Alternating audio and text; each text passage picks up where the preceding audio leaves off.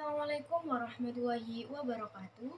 Perkenalkan, nama saya Afni Nur Hafifah dengan NIM 050401211111. Saya dari Fakultas Syariah dan Hukum, Prodi Hukum Keluarga Islam, kelas HKI 3C. Video ini saya tujukan untuk memenuhi tugas UTS Tafsir Hukum Keluarga Islam. Baik, di sini saya akan memaparkan materi tentang peradilan. Peradilan di sini didefinisikan sebagai proses menerapkan dan menegakkan hukum demi keadilan. Sedangkan pengadilan adalah tempat untuk mengadili dan membantu para pencari keadilan agar dapat mencapai suatu keadilan. Hubungan peradilan dengan firman Allah Al-Quran Surat Al-Maidah ayat 4 secara umum telah menunjukkan beberapa prinsip. Yang pertama adalah berlaku adil. Adil adalah perintah Allah Subhanahu wa Ta'ala. Jika tidak dilakukan akan mendapatkan dosa. Yang kedua adalah tidak boleh pandang bahu. Dalam hal ini, kita tidak boleh membeda-bedakan mana yang miskin, mana yang kaya, mana yang berpendidikan, mana yang tidak. Kita harus berlaku adil kepada semua orang. Dan yang ketiga adalah tidak boleh mengadili tanpa kebencian. Dalam hal ini, kita harus berlaku adil, tidak boleh berdasarkan kebencian. Dan yang keempat adalah tidak boleh mengadili dengan hawa nafsu. Hubungan Quran Surat Al-Maidah ayat 4 dengan peradilan adalah ayat ini sebagai dasar legalitas peradilan Islam yang menjelaskan tentang perintah Allah atas Rasul-Nya. Dalam menentukan hukum harus berdasarkan dengan keadilan, sekalipun yang meminta keadilan itu adalah orang Yahudi. Padahal pada ayat ini dijelaskan bahwa orang Yahudi yang datang itu suka mendengar berita bohong dan memakan barang yang haram. Selanjutnya, saya akan memberikan contoh studi kasus tentang materi yang sudah saya sampaikan tadi, yakni peradilan. Saya mengambil studi kasus yang terjadi di negara kita sendiri, Indonesia, yakni kasusnya Laura Anna.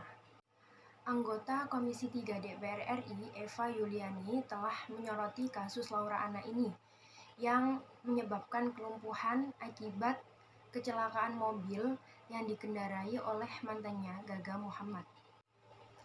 Eva meminta majelis hakim untuk mengadili kasus kecelakaan Laura Anna ini dan untuk segera memberikan putusan yang adil dan objektif.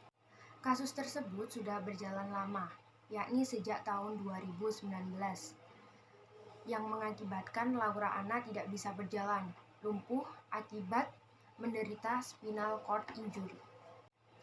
Saya meminta majelis hakim pada Pengadilan Negeri Jakarta Timur yang menangani kasus ini untuk memberikan putusan yang adil, objektif, dan transparan, kata Eva dalam keterangan tertulis pada Rabu 15 Desember 2021.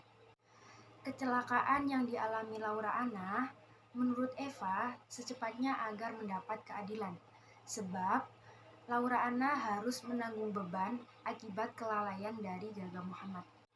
Eva juga mempertanyakan lambatnya proses hukum yang terjadi pada tahun 2019 itu.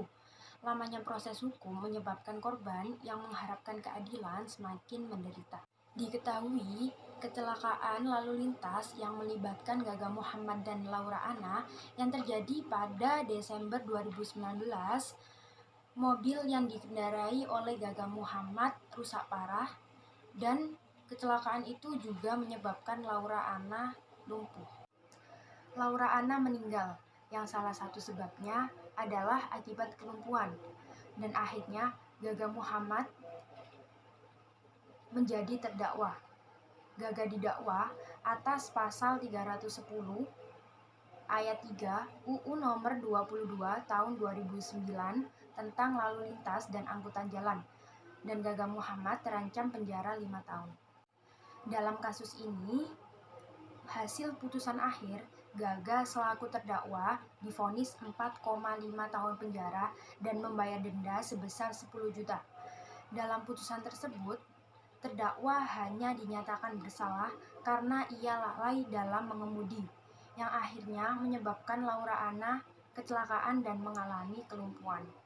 Putusan pengurangan masa hukum oleh terdakwa, majelis hakim memberikan keringanan kepada terdakwa Gaga Muhammad.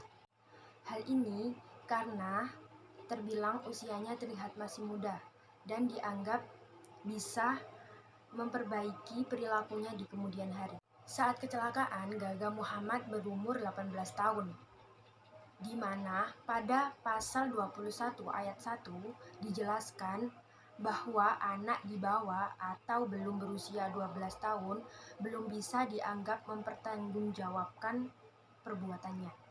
Sedangkan pada waktu kecelakaan, Gaga Muhammad selaku terdakwa sudah berusia 18 tahun. Jadi dia sudah bisa mempertanggungjawabkan apa yang sudah dia lakukan. Kesimpulannya, dalam kasus tersebut kurangnya keadilan, di mana majelis hakim seharusnya tidak mengurangi divonis penjara yang dilakukan oleh Gaga Muhammad, karena Gaga ini sudah bisa mempertanggungjawabkan apa yang sudah dia lakukan, dan yang dilakukan oleh Gaga ini sudah merugikan Laura Anna hingga lumpuh kemudian meninggal. Sekian dari saya. Wassalamualaikum warahmatullahi wabarakatuh.